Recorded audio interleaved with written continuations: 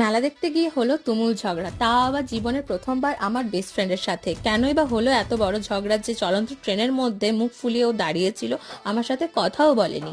মেলাতে গিয়ে এন্ট্রি গেটটা দেখে আমার মনটা ভরে গেছিল, এত সুন্দরভাবে সাজিয়েছে। আর মেলাটা প্রচুর বড় হয়ে থাকে। মেলাতে গেছি, কেনাকাটি করবো না এটা কি কখনো হতে পারে?